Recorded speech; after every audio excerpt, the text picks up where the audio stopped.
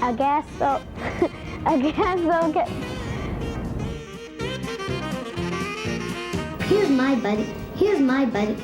my buddy Stefan.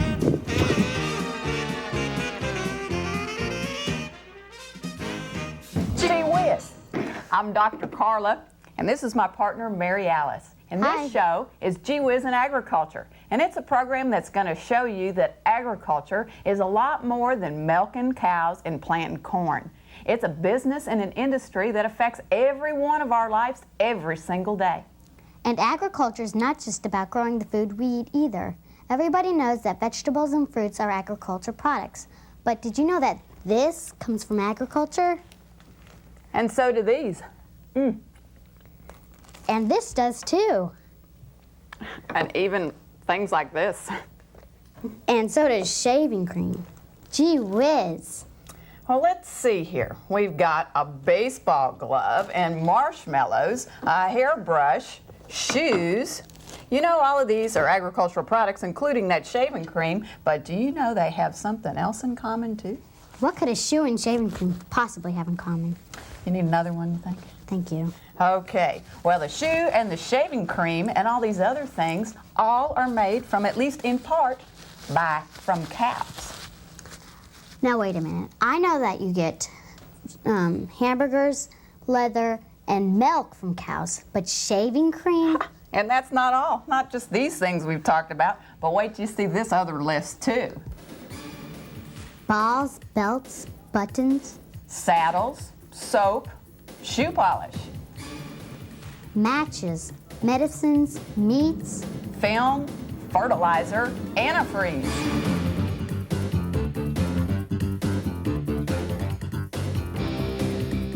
candles, crayons, capsules, Paint, piano keys, and pet food. tires, textiles, and toys, China, chewing gum, and explosives. explosives, And don't forget the everyday things we get from cattle, things like milk and butter and cheese and ice cream. explosives. If you can get explosives and all that other stuff from cows, then what goes into a cow? What do they eat?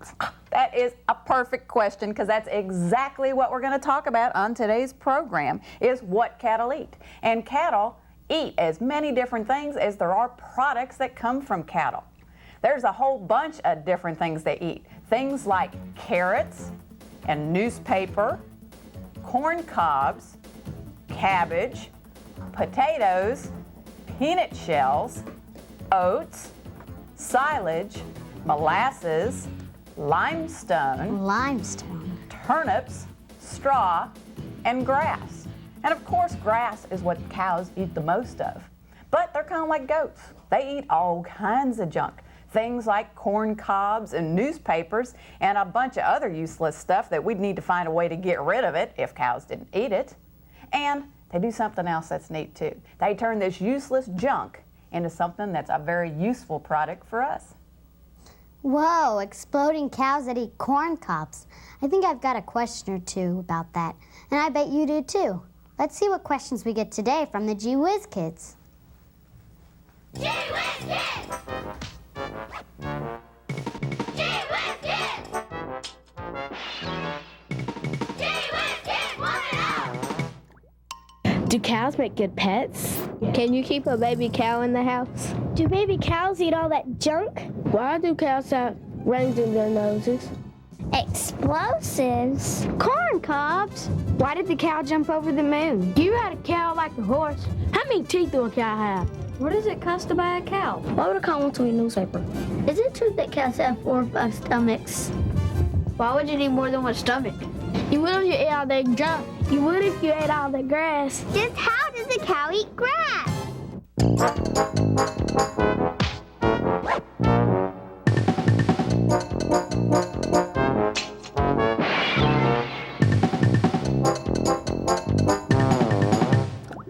Alas, poor Bossy, I knew her Horatio.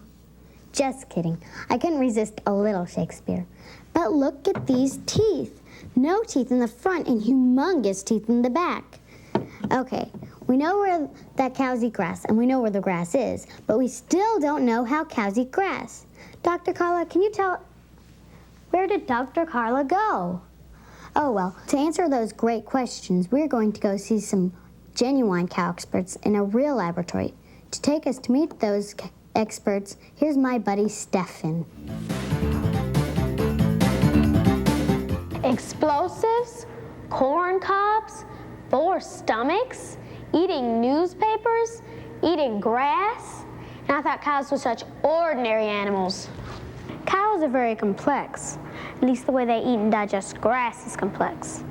And there are people who specialize in knowing how cows work. I have a couple of those people here today. One of them is Dr. Carl Dawson. And the other one is a pal of yours, Mary Alice, Dr. Carla. Hi, Mary Alice. I wondered where she went. How'd she do that? Cow experts have to know a lot of tricks.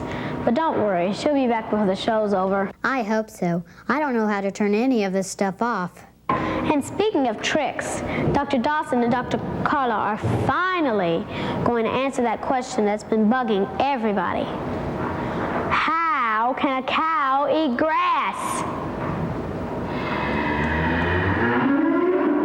Well, actually, how cows do it, they pick it up and then they put their tongue out and they jerk that grass right into settle their... down. Oh, sorry. Cow experts are easily excited. Why don't we start at the beginning, like when a cow was born?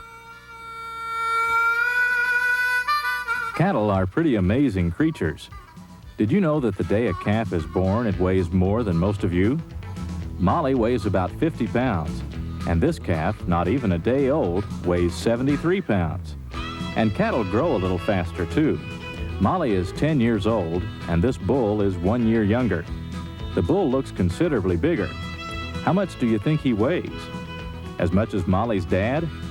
Definitely more. Dad is only 210 pounds. As much as some cars? Well, that's over a ton. Look at that. He tips the scales at over a ton, 2,300 pounds. Do you think cattle get that big because they eat grass? Why can cows eat grass anyway? Cattle have highly developed eating and digestive abilities that allow them to eat low-quality feed and roughages and convert it to high-quality products for human consumption. The majority of their diet is grass and other roughages such as leftover corn stalks and other crop residues. Cattle eat much lower on the food chain than humans. Over 80% of the food cattle consume cannot be eaten by people. Take, for example, corn. Most of us eat corn, and so do cattle. But what about the whole corn plant? Do people eat all of it? If we look at the proportion of the entire corn plant that people consume, it's only the grain portion, or 20 to 25%. What do we do with the leftovers? Feed it to cattle and other animals like them. Cattle actually help us with waste disposal. Cattle also eat grain or concentrates. Only 15% of all feed grains produced in the United States are fed to beef cattle. It takes about 4.5 pounds of grain to produce 1 pound of retail beef.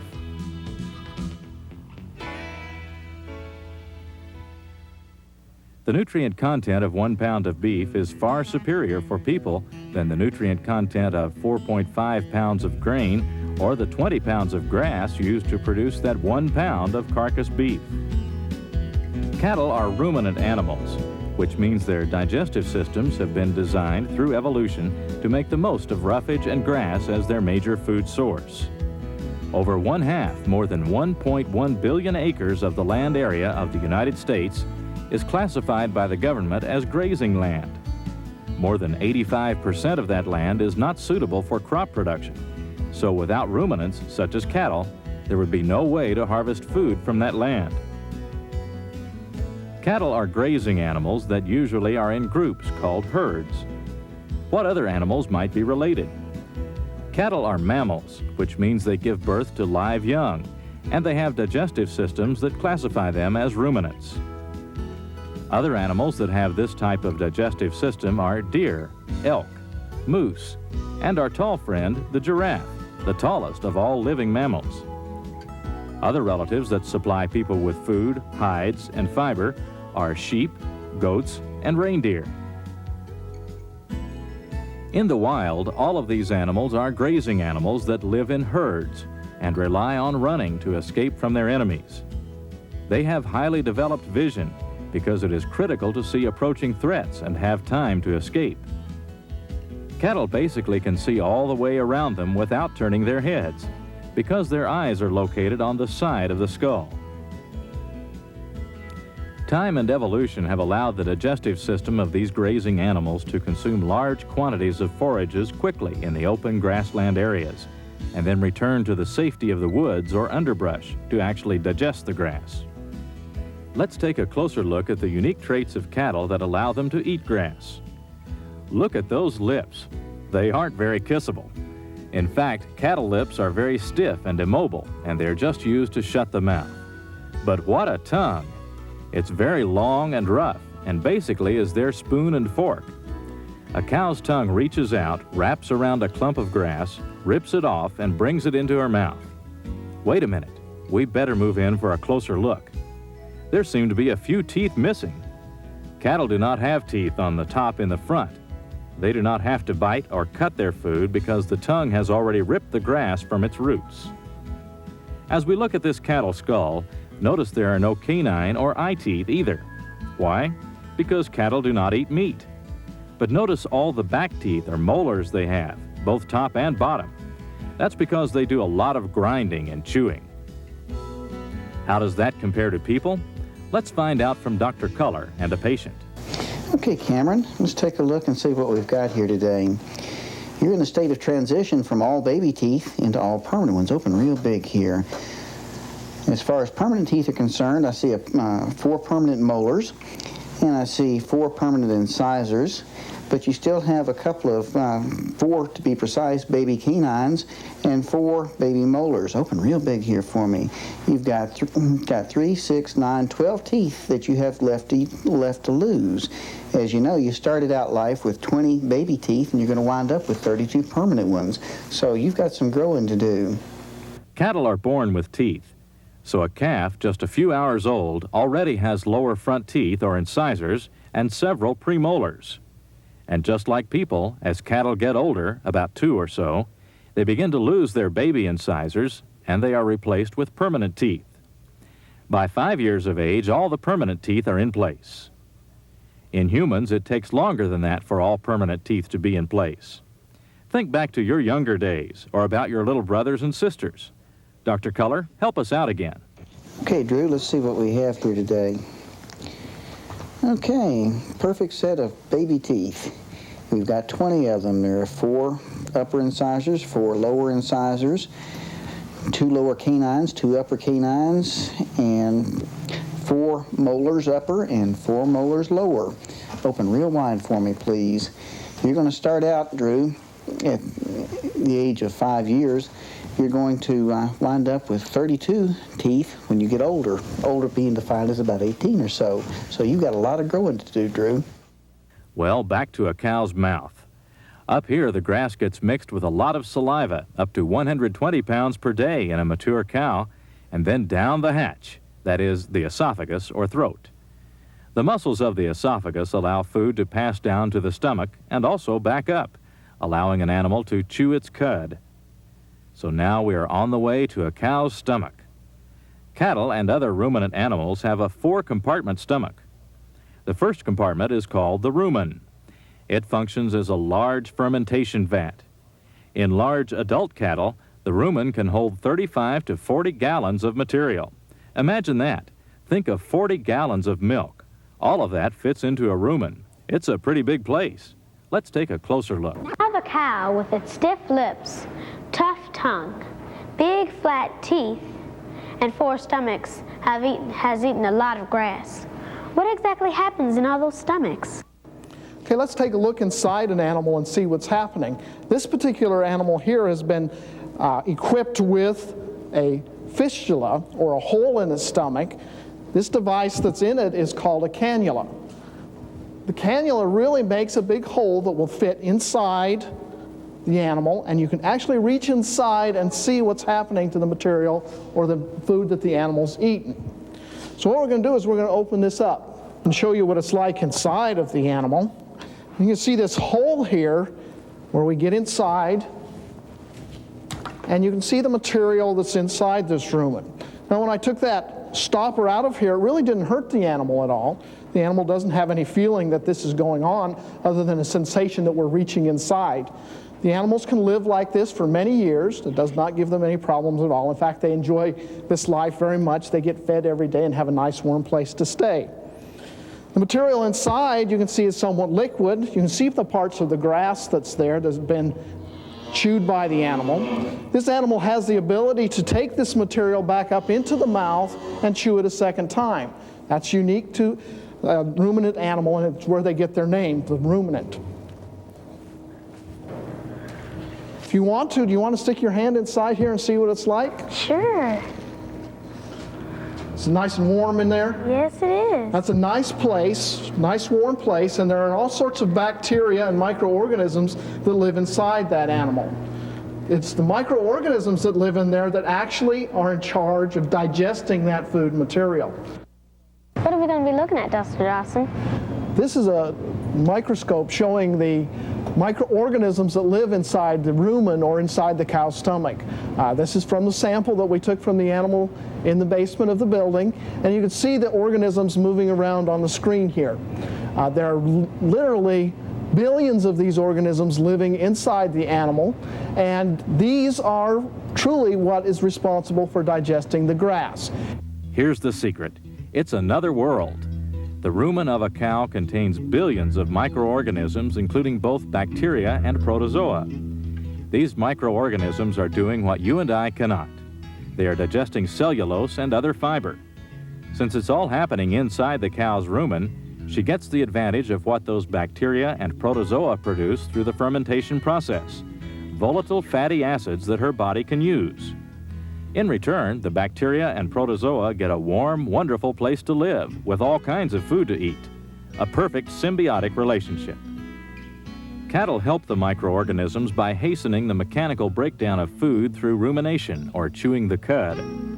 This means food is brought back up from the rumen to the mouth, chewed, and then sent back down to the rumen. Since cattle spend up to 8 hours a day chewing their cuds, and it takes 3 to 4 days for food to move completely through cattle digestive tracts, food is chewed, swallowed, and regurgitated several times. The fermentation of roughages by the microorganisms results in the production of gases, mostly carbon dioxide and methane, that cattle expel. Cattle production in the United States has been accused of being a contributor to global warming because of production of these gases. But the fact is, U.S. beef cattle production is responsible for only 0.5% of total world methane production, and less than 0.1% of global warming from all sources. Meanwhile, back in the tract, food particles, after several trips back and forth from the mouth to the rumen, also move into the next compartment of the cow's stomach, the reticulum. It is much smaller and completely open to the rumen. The reticulum is also called the honeycomb, because its lining has many intersecting ridges, giving it a honeycomb-like appearance. It is located up front, near the heart and lungs, just below the diaphragm, the division between the two major areas of the internal organs. Since cattle eat so rapidly, they often swallow items they shouldn't, and this is where they end up, in the reticulum. What a bunch of junk! This is a collection of items that have been collected from cattle stomachs over the years. It's amazing. Everything from teeth, their own of course. Nails are real common. So is wire. A sole of a small shoe. Wonder how big the kid was. Key.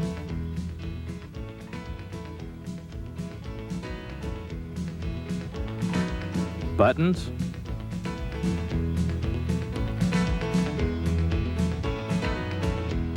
Even bullets.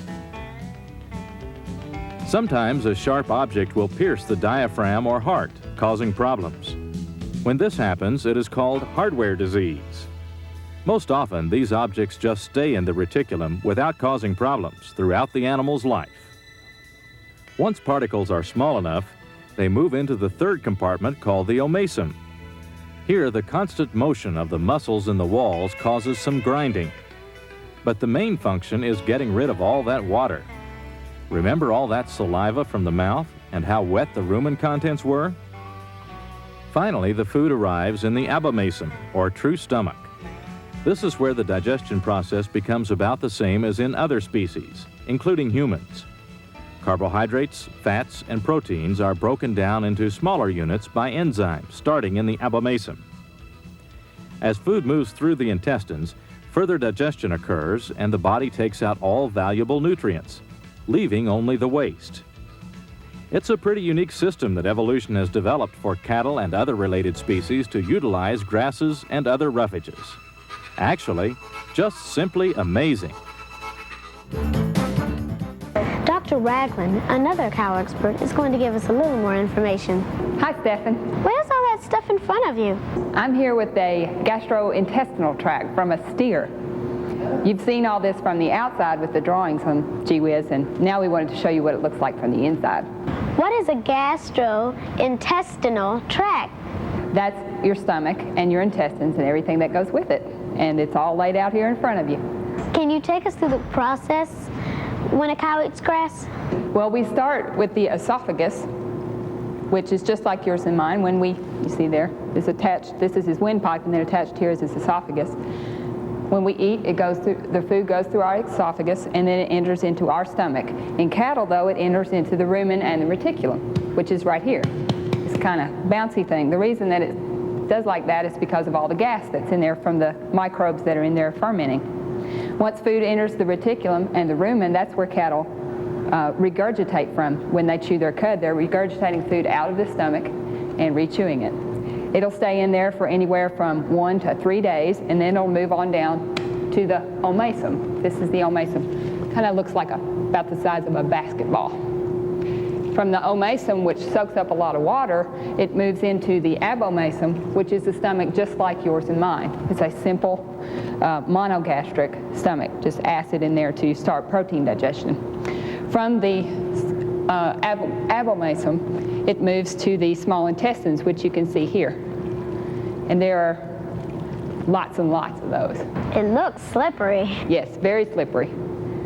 And then from the small intestine, it moves to the large intestine, which is very similar, but as you can see, much larger scale. The ruminant is just like you and I from the abomasum on down. The only difference is the omasum and the rumen and the reticulum. What does a rumen look like inside? I'm going to cut into the rumen now and show you what that looks like on the inside.